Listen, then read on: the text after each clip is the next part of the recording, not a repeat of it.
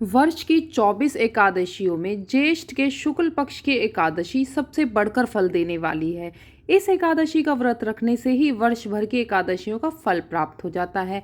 Radhe Radhe everyone, आपका मेरे channel पर स्वागत है। आज के वीडियो में हम निर्जला एकादशी की व्रत कथा सुनेंगे। इस एकादशी में एकादशी के सूर्य उदय से द्वादशी के सूर्य उदय तक जल भी ग्रहण नहीं करने का विधान होने के कारण इसे निर्जला एकादशी भी कहा जाता है। ज्येष्ठ मास के दिनों में वैसे भी प्यास बहुत अधिक लगती है। ऐसी दशा में इतना कठिन व्रत रखना सचमुच एक बड़ी साधना है। इस एकादशी के दिन अपनी शक्ति और सामर्थ्य के अनुसार ब्राह्मणों को अनाज, वस्त्र, छतरी, फल, जल से भरे कलश दक्षिणा देने का विधान है। सभी व्यक्ति प्राय मिट्टी के घड़े अथवा सुराहियों, पंखों तथा अनाज का दान तो करते ही हैं। आज के दिन मीठे शरबत का दान भी किया जाता है, प्याऊ भी लगवाया जाता है। जहाँ निर्जला एकादशी का व्रत निर्जल रहकर किया जाता है, वहाँ कुछ लोग इस व्रत को जल के साथ करते हैं, जिसे सजला व्रत भी कहा जाता है। आप अपनी सामर्थ्य के अनुसार इस व्रत को कर सकते हैं। तो चलिए शुरू करते हैं निर्जला एकादशी की व्रत कथा। बहुत अधिक मात्रा में सतत भोजन करते रहना भीमसेन की एक बहुत बड़ी कमी थी। एक दिन भीमसेन ने व्यास जी से पूछा, हे पितामह, माता कुंती, भ्राता युधिष्ठिर, अर्जुन, नकुल, सहदेव और द्रौपदी सभी एकादशियों का व्रत करते हैं और मुझे भी अनाज खाने से मना करते हैं, परंतु मैं उनसे कहता हूँ कि भाई, भक्ति पूर्वक भगवान की पूजा आदि तो मैं कर सकता हूँ और दान भी दे सकता हूँ, परंतु भोजन के बिना नहीं रह सकता। इसके उत्तर में व्यास जी ने कहा, हे पांडुपुत्र भीमसेन, यदि तुम नरक को बुरा और स्वर्ग को अच्छा समझते हो तो प्रत्येक मास की दोनों एकादशियों को अन्न मत खाया करो। तब भीमसेन ने कहा, हे पितामह, मैं तो पहले से ही कह चुका हूँ कि मैं भोजन के बिना नहीं रह सकता। यदि वर्ष भर में कोई एक ही व्रत हो तो वह सब मैं रख सकता हूँ। मेरे पेट में वृक्क नाम की एक अग्नि है। मैं अन्न के भोजन के बिना पूरा उपवास तो क्या एक समय भी भोजन किए बिना नहीं रह सकता। अतः आप मुझको कोई ऐसा व्रत बताइए जो वर्ष भर में केवल एक बार ही करना पड़े और मुझको स्वर्ग की प्राप्ति हो जाए। श्री व्यास जी कहने लगे, हे पुत्र, बड़े बड़े ऋषियों ने अनेक शास्त्र बताए हैं जिनमें वर्णित उपायों के द्वारा थोड़े परिश्रम से ही स्वर्ग की प्राप्ति हो सकती है, परंतु उन शास्त्रों में भी दोनों पक्षों की एकादशियों के व्रतों को मुक्ति के लिए सबसे श्रेष्ठ लिखा गया है। श्री व्यास जी के वचन सुनकर भीमसेन नरक में जाने के भय से भयभीत हो गए और कंपायमान स्वर में होकर बोले, अब मैं क्या करूं? एक मास में 2 व्रत तो मैं नहीं कर सकता। हाँ, वर्ष में एक व्रत करने का प्रयत्न अवश्य कर सकता हूँ। एक दिन व्रत करने से मेरी मुक्ति हो जाए, यदि तो ऐसा कोई व्रत आप कहिए। यह बात सुनकर व्यास जी कहने लगे कि वृष और मिथुन संक्रांति के बीच ज्येष्ठ मास के शुक्ल पक्ष की जो एकादशी आती है, उस एकादशी का व्रत करो। इस एकादशी के व्रत में स्नान और आचमन के सिवा जल वर्जित है। आचमन में 6 मासे जल से अधिक नहीं होना चाहिए, अन्यथा वह मद्यपान से सदृश हो जाएगा। इस दिन भोजन नहीं करना चाहिए क्योंकि भोजन करने से व्रत नष्ट हो जाता है।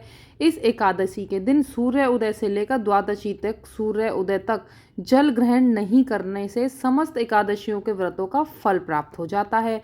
द्वादशी को सूर्य उदय से पहले उठकर स्नान आदि करके ब्राह्मणों को दान आदि देना चाहिए। इसके पश्चात भूखे और सत्पात्र ब्राह्मण को भोजन कराकर फिर आप भी भोजन कर सकते हैं। इसका फल 1 वर्ष की संपूर्ण एकादशियों के फल के बराबर है। व्यास जी कहने लगे कि हे भीमसेन, यह मुझको स्वयं भगवान ने बतलाया है। इस एकादशी का पुण्य समस्त तीर्थों और उससे भी अधिक है। केवल एक दिन निर्जल रहने से मनुष्य के सभी पाप नष्ट हो जाते हैं। जो मनुष्य निर्जला एकादशी का व्रत करते हैं उनको मृत्यु के समय यमदूत आकर नहीं घेरते, वरन भगवान के पार्षद उसको पुष्पक विमान में बिठाकर स्वर्ग की ओर ले जाते हैं।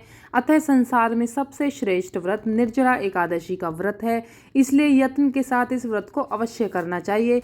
इस दिन ओम नमो भगवते वासुदेवाय नमः मंत्र का जाप करना चाहिए और गऊ का दान भी करना चाहिए। व्यास जी की आज्ञा अनुसार भीमसेन ने इस व्रत को किया था, इसलिए इस एकादशी को भीमसेनी या पांडव एकादशी भी कहते हैं।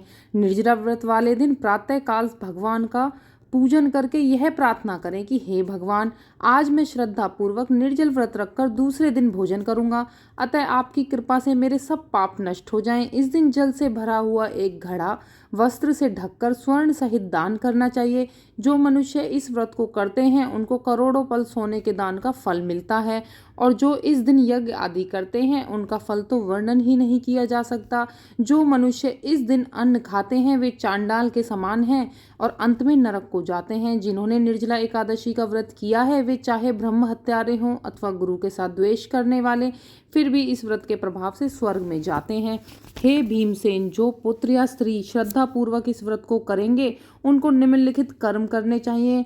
प्रथम भगवान का पूजन, फिर गौदान, ब्राह्मणों को मिष्ठान और दक्षिणा देनी चाहिए। जल से भरे हुए कलश का दान अवश्य करना चाहिए। निर्जला के दिन अन्न, वस्त्र, पात्र, उपनहा यानी कि जूतियों का दान देना चाहिए। जो मनुष्य भक्ति पूर्वक इस कथा को पढ़ते और सुनते हैं निश्चय ही उन्हें स्वर्ग की प्राप्ति होती है।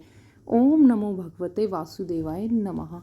तो इस प्रकार कथा समाप्त होती है फ्रेंड्स। कथा में जिस तरह से सोने का दान बताया गया है, गौदान बताया गया है, उतना तो आज की डेट में हो नहीं पाता है लोगों से। यदि ना हो पाए तो आप केवल जल से भरा हुआ कलश और सामर्थ्य अनुसार दक्षिणा भी दान दे सकते हैं।